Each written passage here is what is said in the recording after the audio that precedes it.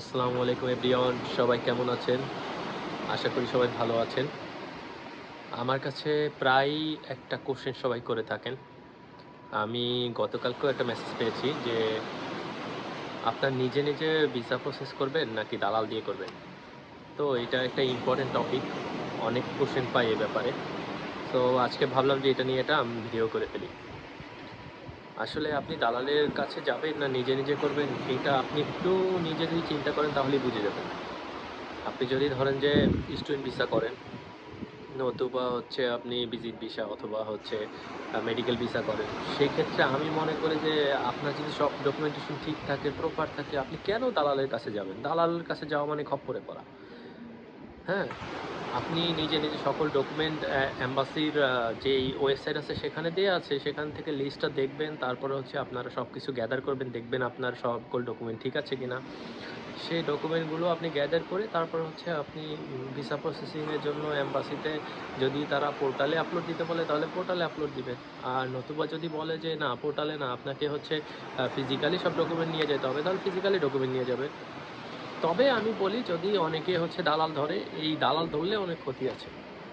সেই ক্ষতিগুলো কি অ্যাকচুয়ালি, ধরেন আপনি এটা এজেন্ট বা কিছু ধরলেন, এই ধরার পরে এরা হচ্ছে আপনার জন্য কভার লেটার লিখলো বা এনওসি লিখলো বা এক একটা জিনিস ডকুমেন্ট বানালো।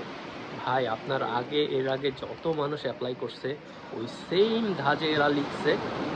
অ্যাম্বাসিগুলাও হচ্ছে এরকম সেম ডকুমেন্ট পেতে পেতে একদম তারা হচ্ছে এখন ফেড আপ।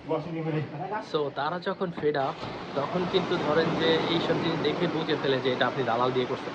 বাট আপনি মনে করতে পারেন, বলতে পারেন যে ভাই আমি তো নিজে নিজে জানি না কিভাবে করব, তো আমি করলে তো অনেক ভুল হবে। ভাই, ভুল হইলেই ভালো।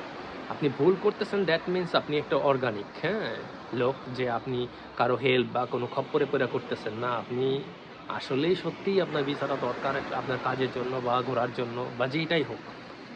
ভাই, ভুল থাকলে কোনো সমস্যা নাই। বাট গুছিয়ে লেখা আপনি জানেন, তাহলে আপনি লিখতে পারেন, কোনো সমস্যা নেই।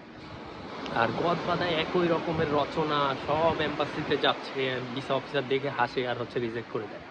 আমি এরকম আমার সাথেও দেখছি। আমি সেম ইনভাইটেশন আমি একটা জায়গায় যাচ্ছি, ওরাও আমাকে হচ্ছে মানে পাশে লাইনে দাঁড়াইছে যারা, তারাও সেম ইনভাইটেশন নিয়ে দাঁড়াইছে। আমি পরে ভিসা যখন আনতে গেছি তখন দেখছি যে ভাই তাদেরটা হয় না, আমারটা হয়েছে। কারণ আমি দালাল দিয়ে করি নাই, আমি আমার নিজের মতো করে লিখছি সুন্দরভাবে। আমার সিচুয়েশন তো দালাল ভাই লিখে দিতে পারবে না।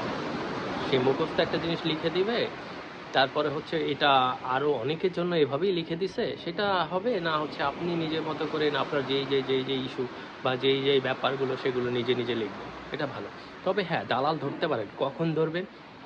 আপনি হচ্ছে জব ভিসার জন্য যাচ্ছেন, জব ভিসার জন্য গেলে হয়তো বা আপনার কাছে কোনো কোম্পানি কন্ট্যাক্ট নাই বা হচ্ছে ওয়ার্ক পারমিট নাই, সেক্ষেত্রে ওয়ার্ক পারমিট এনে দেওয়ার জন্য আপনি হচ্ছে ওয়েবসাইটে হচ্ছে অনেক গুতাগুতি করছেন, বাট পারেন না, এটা এত সহজে অ্যারেঞ্জও করা যায় না। ঠিক আছে, ওনারা জব কন্ট্রাক্ট অ্যারেঞ্জ করে দেয় বা করে দেয়, সেই ক্ষেত্রে আপনি যদি কোনো ওয়ার্ক ভিসায় যান তাহলে আপনি এজেন্ট ধরতে পারেন। তবে সাবধান, অবশ্যই সেটা হতে হবে ভালো এজেন্ট, এবং হচ্ছে যে ট্রাস্টওয়ার্দি এজেন্ট। কারণ ট্রাস্টওয়ার্দি এজেন্টও তো বলা যায় না যে আসলে সে ট্রাস্টওয়ার্দি। সো এইগুলো আপনার সুন্দরভাবে করতে হবে। আহ, আজকে এইখানেই আসলে ভিডিওটা রাখছি। ভালো থাকবেন সবাই। আর অন্য কোনো টপিক নিয়ে যদি আলোচনা করার জন্য আপনারা বলেন, তাহলে কমেন্ট বক্সে আমাকে জানিয়ে দিবেন, আমি চেষ্টা করবো সেসব বিষয় নিয়ে বলার। সবাই ভালো থাকবেন, আল্লাহ হাফেজ, টেক কেয়ার, বাই বাই।